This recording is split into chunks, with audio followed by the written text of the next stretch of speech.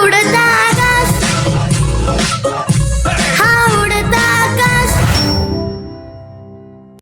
एकादशी महामहोत्सव की गिरिराज महाराज की जय। तो बेसिकली हम लोग पढ़ रहे थे। हाँ, कल मुझे किसी ने कमेंट में कहा था कि कंदर्प नहीं है। वो मुझे भी पता है, आई थिंक वो प्रोनाउंस करने में थोड़ा सा इधर उधर हो गया होगा, उसके लिए सॉरी। कंदर्म है, कंदर्प नहीं है, कंदर्प मुनि। ठीक है, तो बेसिकली हम लोग पढ़ रहे थे कि अब कंदर्प मुनि जो है, कंदर्प मुनि, सॉरी भाई थोड़ा सा जवान इधर उधर हो जाता है तो बुरा मत मानना। अब कंदर्प मुनि क्या कर रहे हैं, अब वो ना एक महल बना रहे हैं, एक अपना घर बना रहे हैं, जो कि उन्होंने, उनके पास जितनी भी योग शक्ति थी, उन योग शक्ति के माध्यम से। तो मैत्री मुनि ने आगे कहा, हे विदुर, अपनी प्रिया की इच्छा को पूरा करने हेतु कंदर्प मुनि ने अपनी योग शक्ति का प्रयोग किया और तुरंत ही एक हवाई महल विमान उत्पन्न कर दिया जो इच्छा अनुसार यात्रा कर सकता था। तो कल हमने देखा था जब उन्होंने हवाई जहाज रेडी कर दिया है, अब वो अपना घर बनाने जा रहे हैं। घर उनका कैसा होगा? यह सभी प्रकार के रत्नों से जड़ित बहुमूल्य मणियों के खंभों से सुशोभित तथा इच्छित फल प्रदान करने वाली विस्मयजनक संरक्षा महल थी। यह सभी प्रकार की साज सामग्री तथा संपदा से भी सुसज्जित थी, जो दिन प्रतिदिन बढ़ने वाले थे। अब उनका घर कैसा है? श्री कंदर्प मुनि द्वारा सृजित प्रसादा मतलब उनका घर, हवाई किला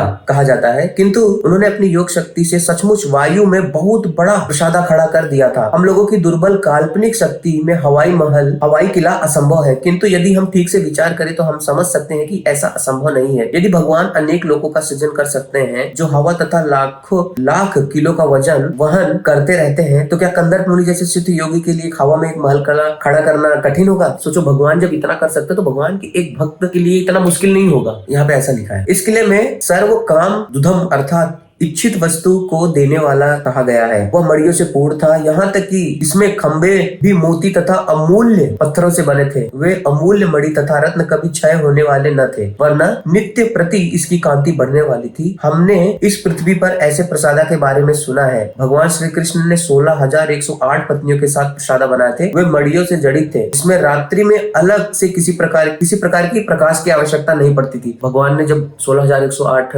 गोपियों के लिए, अपनी रानियों के लिए उन्होंने जो बनाए थे, वहां पे रात को लाइट की आवश्यकता नहीं होती थी। वो जो मड़ी है खुद ही वो लाइट देते थे। जस्ट अगर हम आंखें बंद करके सोचें यार कितना सुंदर होगा, मतलब हम कल्पना भी नहीं कर सकते कि वो कितना सुंदर होगा। यह प्रसादा सभी प्रकार की सामग्री से सुसज्जित था और वह सभी ऋतुओं में सुखदायक था। वह चारों ओर के पटकाओं, बंदरवारों तथा नाना विधि रंगों की कलाकृतियों से सजाया गया था। यह आकर्षक पुष्पों के हारों से शोभायमान था, जिससे मधुर गुंजार करते भौरे आकृष्ट हो रहे थे, तथा वह सूत, रेशम तथा अन्य तंतुओं से बने पर्दों से शोभायमान थे। मतलब वहाँ के पर्दा इतना बढ़िया था। यह प्रसादा सैयाओं, पलंगों, पंखों तथा आसनों से युक्त 7 पृथक मंजिलों तल्लों वाला होने से अत्यंत मनोहर लग रहा था। मतलब 7 मंजिला उन्होंने ऐसा घर बनाया था और वो इतना मनोहर लग रहा था। इस श्लोक से पता चलता है कि प्रसादा में कोई मंजिलें थी, कई मंजिलें थी। ऊपरी विपरी न्यस्तस्थ शब्द सूचक करते हैं कि गगनचुंबी भवन कोई नया आविष्कार नहीं है। जो आज इतने बड़े बड़े बिल्डिंग्स बन रहे, कोई नई आविष्कार नहीं है। लाखों वर्ष पूर्व भी कई मंजिले के मकान बनाने का प्रचलन था।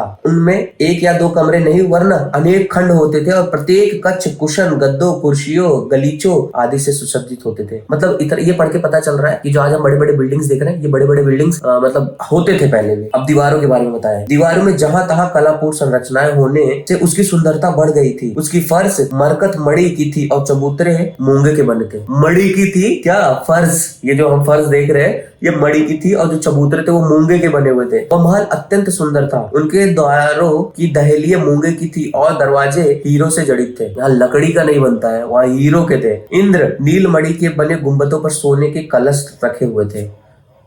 सोने के कलश, दीवारों के हीरो की दीवारें जड़े हुए मन भावने मणि से ऐसा दिखता था मानो नेत्रों से युक्त हो। वह विचित्र दो और अत्यधिक मूल्यवान सोने से तरोड़ों से सुसज्जित थे। अब यहाँ पे तात्पर्य पढ़ते हैं। ऐसी कलापूर्ति, पच्चीकारी तथा सजावट जिनके आंखों जैसे इकृत प्रकट होते हैं, काल्पनिक नहीं है। यहाँ तक कि 16वीं शताब्दी में मुगल सम्राटों ने बहुमूल्य हीरो मोतियों की पच्चीकारी वाले पंछी, उनके नेत्र बहुमूल्य, अगर हम देखने जाए तो मुगल के उसमें थोड़ा सा पहले जाए तो हम देखते थे ना कि उनका भी सोने का होता था। तो क्या लगता है कि इतने सारे भक्तों के वहां पे नहीं होता होगा? ये सारी चीजें थी, इसलिए भागवतम पढ़ना चाहिए हमें। उस प्रसादा में जहां तहां जीवित हंसों तथा कबूतरों के साथ ही कृत्रिम हंस तथा कबूतर इतने सजीव थे कि वास्तविक हंस उन्हें अपना तुल्य समझकर उनकी गर्दनें ऊपर उठा रहे थे। इस प्रकार वो प्रसादा इन पक्षियों की ध्वनि से गूंज रहे थे। मतलब वहां पे कबूतर बनाया गया था। वो कबूतर इतना ओरिजिनल लग रहा था कि जो ओरिजिनल कबूतर आके उसके गले को ऐसा छू रहा था, उसको लग रहा था कि सच में इतना ओरिजिनल है। उस प्रसादा की क्रीड़ा स्थल, विश्राम विश्राम गृह, शयन गृह, आंगन तथा चौके थी, जो इस दृष्टि से रचे गए थे कि आराम प्रदान करे। इन सब से स्वयं मुनि को विस्मय हो रहा था। इतना बढ़िया घर बना था। संत पुरुष होने के कारण कंदर्प मुनि एक सादी झोपड़ी में रहे थे। अतः जब उन्होंने योग शक्ति से निर्मित प्रसादा को देखा, जिससे विश्राम गृह, क्रीड़ा गृह तथा कक्ष के भीतरी बाहरी आंगन थे, तो वे स्वयं विस्मित हो गए। भगवत भक्त, भगवत कृपा प्राप्त पुरुष का यही ढंग होता है। कंदर्प मुनि जैसे भक्त ने अपनी पत्नी की विनती पर अपनी योग शक्ति से ऐश्वर्य प्रदर्शित किया था, किंतु जब यह ऐश्वर्य उत्पन्न हुआ तो वे स्वयं यह समझ नहीं सके कि ऐसा प्राकृतिक किस प्रकार से संभव हुआ। जब योगी की शक्ति प्रदर्शित होती है तो कभी कभी योगी स्वयं भी विस्मित हो जाता है। अब कंदर्प मुनि को खुद ही लगा, ये क्या हो गया भाई, मैंने क्या बना दिया ये। जब उन्होंने देखा कि देवती इतने विशाल ऐश्वर्य युक्त प्रसादा मतलब घर, बड़ा भवन को अप्रसन्न हृदय से देख रही है, तो कंदर्प मुनि ने उनकी भावनाओं का पता चला, क्योंकि वे किसी के हृदय की बात जान सकते थे।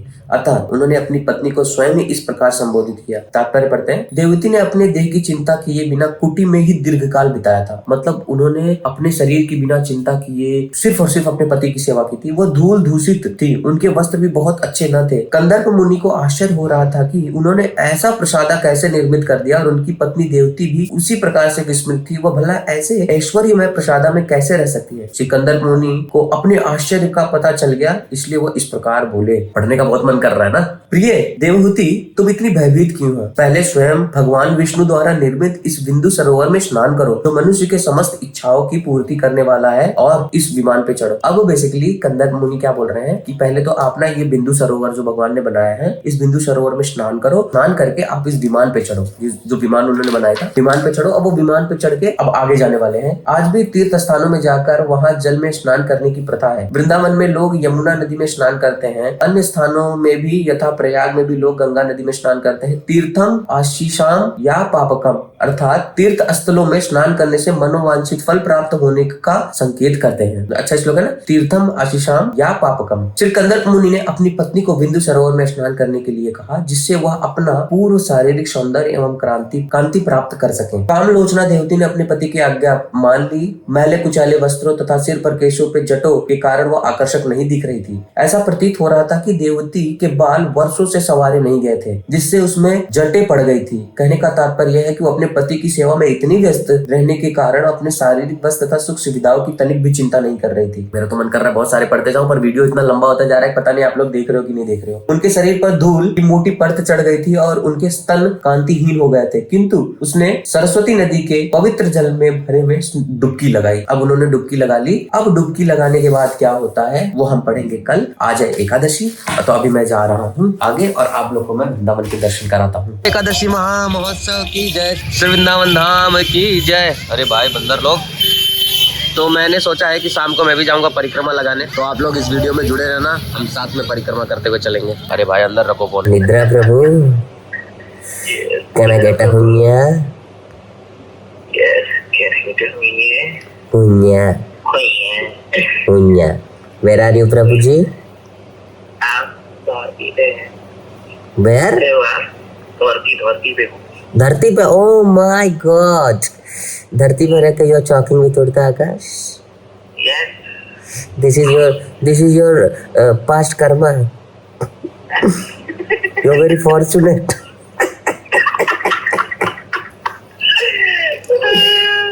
Okay, Prabhu. So do you have any plan to visit temple? Yes, I have. Krishna want to see you. Thank you, bro. I am ready to come. Okay, Please come. come by 9:30. No. I will not come, Prabhu. You have to come. Petrol का पैसा कौन तुम्हारा वो देगा? पापा को ना लाना भी। न, मैंने तो नाम ही नहीं लिया उनका। मेरे को पता है वहीं तक पहुंचोगे। आ जाओ 9:30। No, Prabhu ji, you have to come by walking. अरे यार, मेरे को 45 हो जाएगा। Take your time, Prabhu ji. On time. Should I come by 9:45? Yeah, you can come, Prabhu ji. I have no problem at all. Where are you right now? Prabhu ji, I am at office, doing some You seva. are at office. All right. Have you had your breakfast? Not Prabhu ji, what breakfast? I have already told you, I have only one thing. It may be breakfast, dinner or lunch. Only one thing. If I take breakfast, then there is no lunch, there is no dinner. Have you had your dinner yesterday? Yes. Yesterday I eat what it called? Litti Poka. Litti Poka. I'm very grateful to Sanatan Rock Band Prabhuji. He bring 4 litti and few chokha. Approx 10:30 I eat and I sleep. Morning wake up. Oh, बढ़िया. Prabhuji, don't waste time, Prabhuji, because this time is very precious, Prabhuji. Yes, bro. Okay, Prabhuji, you have already spent 2 minutes. Because of you. Yeah, because of me. Yes, Prabhuji. The whole world is blaming me. You can also blame me.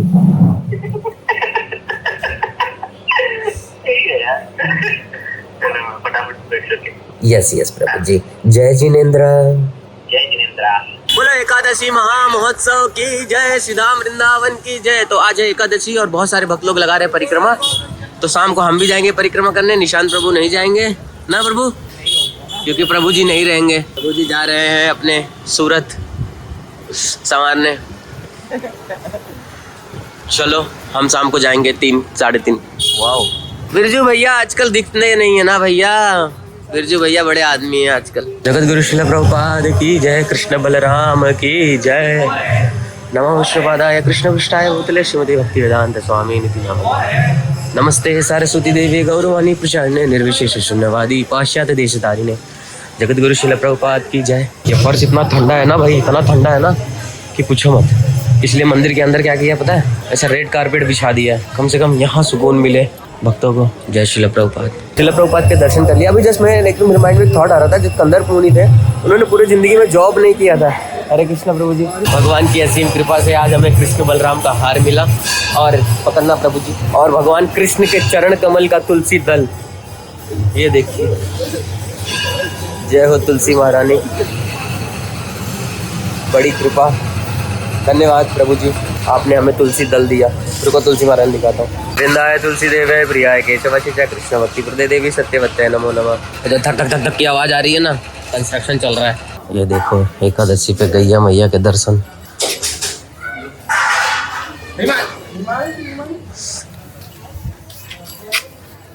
पहुँच दो माथे पे करो, ऐसे गैया को हम प्रणाम करें। मैं जैसे भी एक चीज़ सोच रहा था कि जैसे हम लोग ना कोई भी चीज़, कैसे हम कृष्ण को हमेशा याद कर सकते हैं। जो चीज़ हमने छोटी मोटी चीज़ें सीखी है, या जो हमने ब्लॉग में, या हम लोग कई भी चीज़ें कहीं भी पढ़ते हैं, तो हमें ना उसको बस याद रखना है दिन भर कि आज हमने ये सीखा, ये सीखा, ये सीखा, ये सीखा, याद रखना है।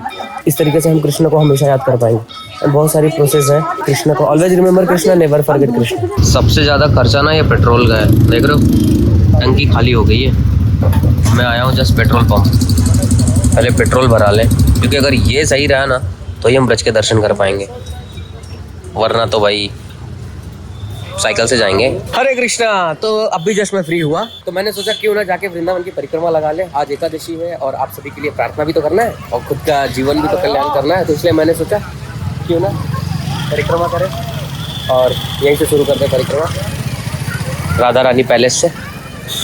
वृंदावन धाम की जय। तो मैंने वृंदावन की परिक्रमा शुरू कर दी है। मैंने देखा बहुत सारे डिवोटीज अभी ना परिक्रमा लगाते लगाते सुबह से ही लगा रहे हैं सब। यहाँ देखो, चलते रहो आप भी हमारे साथ में आज परिक्रमा में जुड़े हो। जितने भी लोग ये वीडियो देख रहे हैं, आई नो बहुत लंबी वीडियो हो गई है, बट क्या करें, कमीज है ना, कमीज ना सुनवाई मैंने। क्या करें, वीडियो थोड़ी बड़ी हो जा रही है।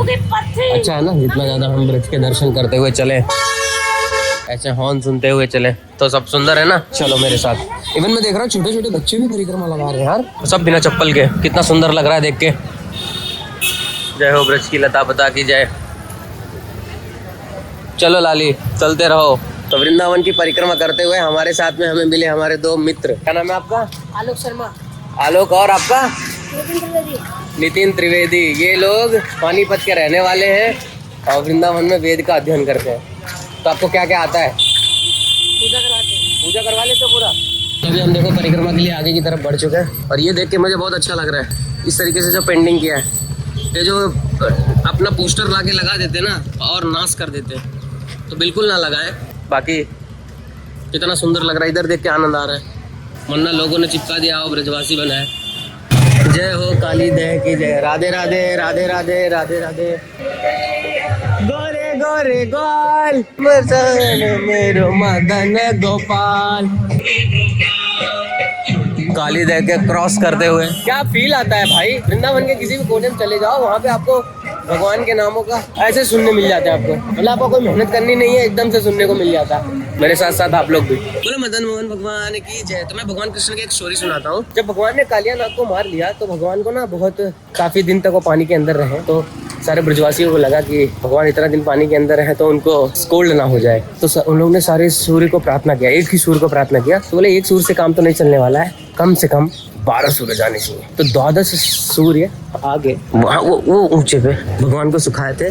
फिर भगवान के शरीर से ना पसीना निकला, पसीना निकलने के बाद भगवान के शरीर का ना पसीने का एक कुंड बना यहाँ पे, एग्जैक्ट यहाँ पे। बट क्या समय काल परिस्थिति के हिसाब से वो कुंड गायब हो गया। बट स्टिल आज हम ये मदन मोहन मंदिर देख सकते हैं, क्योंकि ये ना वृंदावन में सबसे ऊंचे जगह पे है, इसलिए इसको टीला बोलते हैं। 12 आदित्य टीला, सूर्य की पर्यायवाची है आदित्य, दिन दिवाकर भानु भास्कर, तो आदित्य। यहाँ पे कुछ तो कुंड था, बट अब ये कुंड जा चुका है। बट हम नहीं भैया, हम तिलक नहीं लगाना, लगा चुके। तो ये स्टोरी, ये कहानी मैंने सुनी थी, तो मैंने सोचा आप लोग के साथ में शेयर करूं। वो कुंड का नाम मुझे नहीं, श्वेतेश्वर कुंड ऐसे कुछ तो करके है, मतलब मुझे एग्जैक्ट याद नहीं है, बट हाँ ये तो है। जय हो। तो यहाँ पे मैंने देखा स्कूल के इतने सारे बच्चे आए हैं, ये काफी अच्छा है। हरे कृष्णा, जय, प्रेम से बोलो जय माता दी, अच्छा लग रहा है देख के। जय हो गैया मैया की जय, ब्रजधाम वृंदावन की जय। चलते रहो आप मेरे साथ में धीरे धीरे। मैं सोच रहा हूँ एक दिन ऐसा वीडियो बनाऊं जिसमें से वृंदावन की परिक्रमा मार के पूरा चलते हुए एक वीडियो बनाऊं, और जिससे क्या होगा कि जितने सारे भक्त हैं वो एकादशी के दिन अपने घर बैठे, वाह क्या आइडिया है ना, अपने घर पे बैठे बैठे वो वृंदावन की परिक्रमा कर लेंगे। बस 2 घंटे उनको वीडियो लगा के बस बैठना ना, मानसिक रूप से हम वृंदावन के किसी भी कोने में रहेंगे तो हम वृंदावन के दर्शन करते रहेंगे। आइडिया अच्छा है ना? जिसको लग रहा है आइडिया अच्छा, वो कमेंट बॉक्स में बताओ। अगर 15 से 20 लोगों ने ऐसा बोल दिया तो मैं कल ही परिक्रमा मार्ग में आके ये वीडियो बना के मैं अपलोड कर दूंगा। और आप सभी जितने भी एकादशी हो या कोई भी ऐसा हो जिसमें आपको लगे कि चलो आज ब्रज की परिक्रमा करते हैं, घर बैठे ठक करके परिक्रमा, आइडिया अच्छा है ना? जय हो गैया मैया की जय। ये सबसे ज्यादा मजा आता है मेरे को, जब मैं यहाँ आता हूँ ना तो एकदम से वो फील आती है वृंदावन वाली। क्यों पता है? कि ऐसे जो गुम्बज बने ना, ये गुम्बज देख के, ये वृक्ष देख के, इन सभी को देख के ना एक अलग सा फील आता है। गैया मैया को देख के। जय हो। बोला यमुना महारानी की जय, भ्रमर घाट की जय। यमुना महारानी के पास आने के बाद एक अलग ही आनंद आता है। यहाँ पे देखो प्रभु जी कीर्तन कर रहे हैं, जय हो ब्रज की रज की जय। तो अभी हम यमुना महारानी को प्रणाम करेंगे और अपनी परिक्रमा मार्ग की तरफ बढ़ते रहेंगे। प्यारी प्यारी यमुना महारानी की जय। कहाँ से करने प्रणाम? ये जगह से। चलो पहले प्रणाम करते हैं, फिर आगे चलते हैं। जय हो यमुना महारानी की जय। तो अभी हम ये देखो यहाँ साइड आ गए। क्या सुंदर लग रहा है।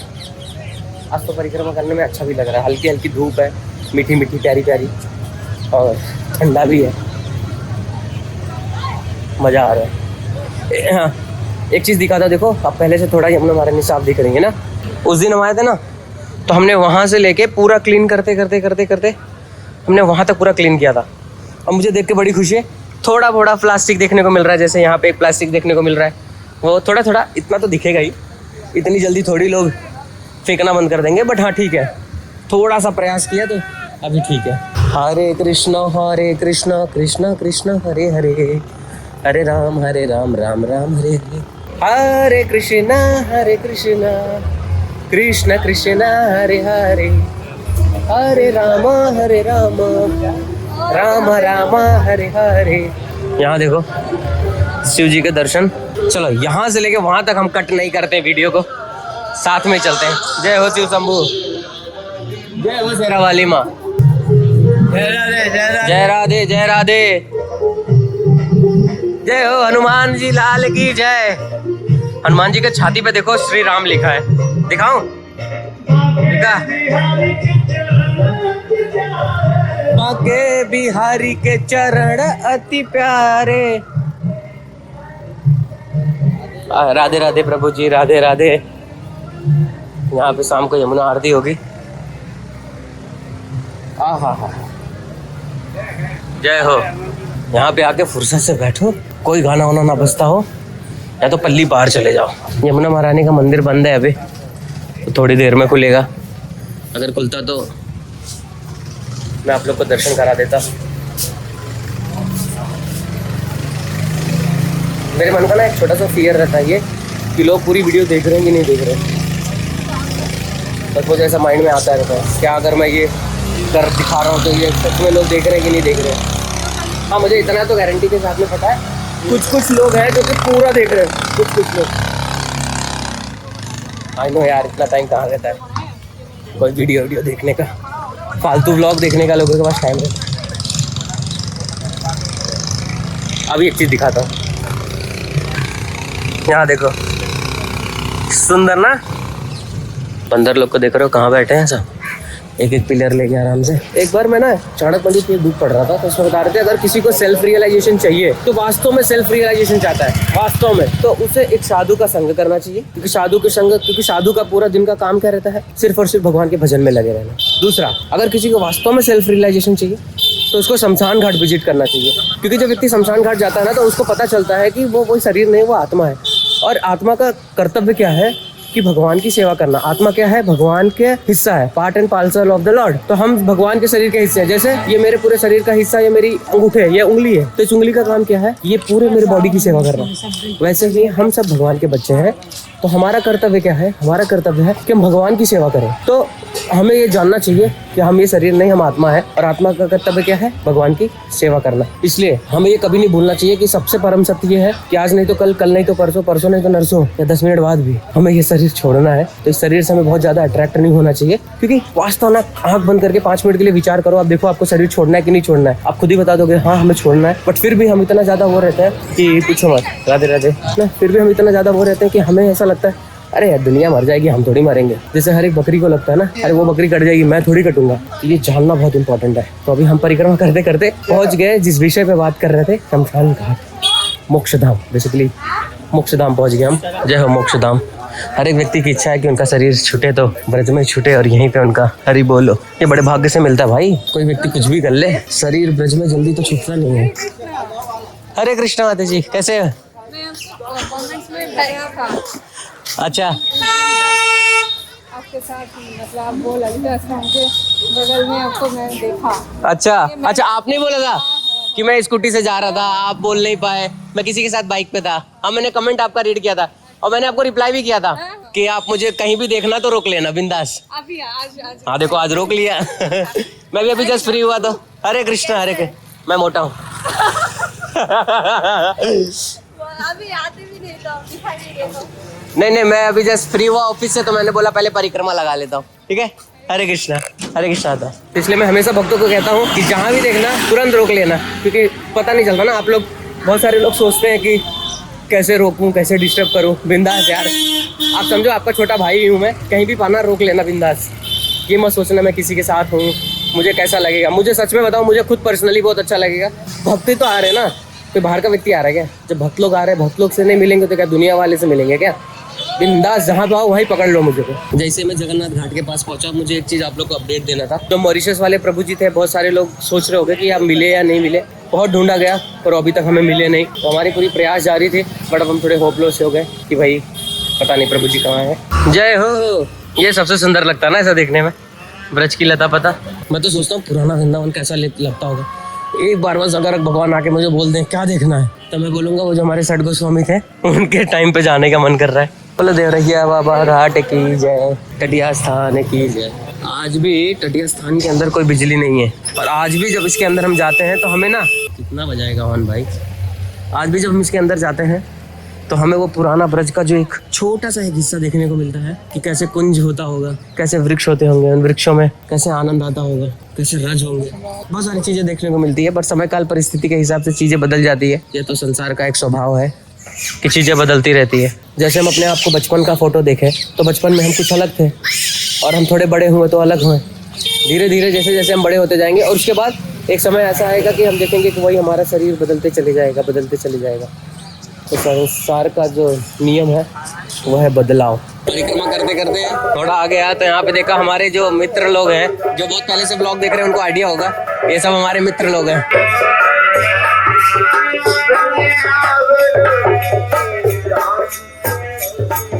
हरि बोल। वहाँ पे मैं जाता था ना अपना ब्लाइंड स्कूल में, तो वहाँ के ये सारे लोग हैं कीर्तन कर रहे हैं। जैसे हम जाएंगे गोवर्धन में भी देखने को मिलता है हमें, उसके बाद वृंदावन के भी कभी बहुत सारी जगह पे हमें ऐसे देखने को मिलता है कि सब कीर्तन करते हैं, मस्त हारमोनियम बजाते हैं यार ये लोग तो। अरे रुक जा भाई, हॉर्न मारेगा तो क्या हवा में उड़ा लेगा क्या गाड़ी? हैं? मैं लिख के दे रहा हूँ ये दिल्ली की गाड़ी होगी। चलो नसीब है दिल्ली की नहीं निकली। ना दिल्ली वाले बोलते यार भैया दिल्ली वाले के पीछे पड़ गए हो। नहीं यार, दिल्ली और हरियाणा, दिल्ली और हरियाणा इन्हीं की गाड़ी देखने को मिलती है। पार्किंग में नहीं लगा देते। बोले जगन्नाथ स्वामी की जय। हे जगन्नाथ, हे जगन्नाथ, हे जगन्नाथ। अभी एक डिवोटी आए थे, जगन्नाथपुरी कहते हैं वो लोग, जम्मू कश्मीर से थे, तो लोग ने हमारे लिए जगन्नाथपुरी से प्रसाद लाया था। थैंक यू प्रभु जी। चलो मैं आपको जगन्नाथ जी के दर्शन कराता हूँ। देव देव जगन्नाथ आश्रम। हरे कृष्णा, हरे कृष्णा। कैसे है? मैं एकदम बढ़िया हूँ। जगन्नाथ स्वामी की जय। तो भैया हमारी परिक्रमा हो गई ख़त्म और बड़ा अच्छा लगता है जब ऐसे डिवोटी से मिलता हूँ। और परिक्रमा करते करते ना अगर एक जगह आप रुक जाओ ना तो आप थोड़ा आगे नहीं बढ़ सकते। मैं एक जगह पे 2 मिनट के लिए रुक गया, अब पैर एकदम जाम हो गया। चलो अच्छा है, परिक्रमा हो गई। तो आज का व्लॉग यहीं पे एंड करते हैं। आई नो वीडियो बहुत बड़ी हो गई थी, 25-26 मिनट की वीडियो हो गई, मुझे खुद को नहीं पता। तो आप लोग को ठीक लग रहा है ना भागवतम? अगर हम लोग 5-6 मिनट का अगर ऐसा सेगमेंट रखें पूरे व्लॉग में, 5 मिनट 6 मिनट भागवतम का, उसके बाद हम वृंदावन का दर्शन करें, तो ये ठीक है। और एक दूसरा चीज ये पूछना था, पहले भागवतम रखें या पहले वृंदावन के दर्शन रखें या लास्ट में भागवतम रखें? आप लोग जैसा कमेंट बॉक्स में मुझे बताते जाना या इंस्टाग्राम पे मुझे डीएम करके बताते जाना, तो उस हिसाब से मैं सेट करूंगा पहले आपको वृंदावन के दर्शन करना है या पहले भागवतम का दर्शन करना है, मतलब वो सुनना है। तो जिस हिसाब से आप बताओगे उस हिसाब से हम प्लान करके वो सारी चीजें हम रोज कुछ ना कुछ नई चीजें सीखते जाएंगे। इससे क्या होगा, हमारी जो चेतना है इस वीडियो के माध्यम से थोड़ा थोड़ा, अगर मान लो किसी एक व्यक्ति के हृदय में ऐसा आ गया कि मैं चलो भागवतम खरीदता हूँ या चलो मैं कृष्ण के बारे में और सुनता हूँ और पढ़ता हूँ, ब्रज के दर्शन करता हूँ, तो आई थिंक ये वीडियो बनाने के पीछे ये जो मेरा 1 2 3 घंटे का मेहनत जा रहा है वो थोड़ा सा सफल हो जाएगा। अगर कोई एक व्यक्ति भी किया, मतलब अगर किसी ने नहीं भी देखा, तो एटलीस्ट मेरी एक छोटी सी सेवा है, मैं इस सेवा के माध्यम से सबको ब्रज के दर्शन कराते रहूंगा और बहुत सारी चीजें होती रहेगी। तो आप लोग बताओ कैसे करना है इसको? हरि बोल।